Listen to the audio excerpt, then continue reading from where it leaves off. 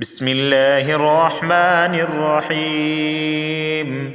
تبارك الذي بيده الملك وهو على كل شيء قدير، الذي خلق الموت والحياة ليبلوكم أيكم أحسن عملا وهو العزيز الغفور، الذي خلق 7 سماوات طباقا ما ترى في خلق الرحمن من تفاوت فارجع البصر هل ترى من فطور ثم ارجع البصر كرتين ينقلب إليك البصر خاسئا وهو حسير، ولقد زينا السماء الدنيا بمصابيح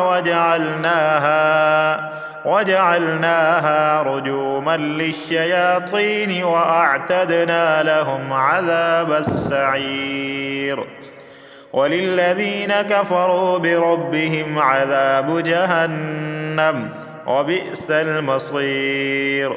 إذا ألقوا فيها سمعوا لها شهيقا وهي تفور تكاد تميز من الغيظ، كلما ألقي فيها فوج سألهم خزنتها ألم يأتكم نذير؟ قالوا بلى قد جاءنا نذير فكذبنا وقلنا ما نزل الله من شيء إن أنتم إلا في ضلال كبير، وقالوا لو كنا نسمع أو نعقل ما كنا في أصحاب السعير، فاعترفوا بذنبهم فسحقا لأصحاب السعير. إن الذين يخشون ربهم بالغيب لهم مغفرة وأجر كبير، وأسروا قولكم أو اجهروا به إنه عليم بذات الصدور، ألا يعلم من خلق وهو اللطيف الخبير. هو الذي جعل لكم الأرض ذلولا فامشوا في مناكبها وكلوا من رزقه وإليه النشور.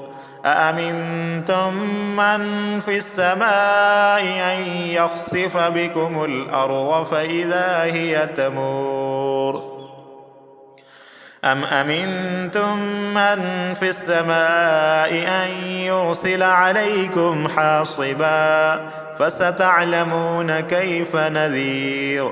ولقد كذب الذين من قبلهم فكيف كان نكير. أولم يروا إلى الطير فوقهم صافات ويقبضن ما يمسكهن إلا الرحمن إنه بكل شيء بصير. أمن هذا الذي هو جند لكم ينصركم من دون الرحمن إن الكافرون إلا في غرور. أمن هذا الذي يرزقكم إن أمسك رزقه بل لجوا في عتب ونفور. أفمن يمشي مكبا على وجهه أهدى أمن يمشي سويا على صراط مستقيم. قل هو الذي أنشأكم وجعل لكم السمع والأبصار والأفئدة قليلا ما تشكرون. قل هو الذي ذرأكم في الأرض وإليه تحشرون. ويقولون متى هذا الوعد إن كنتم صادقين.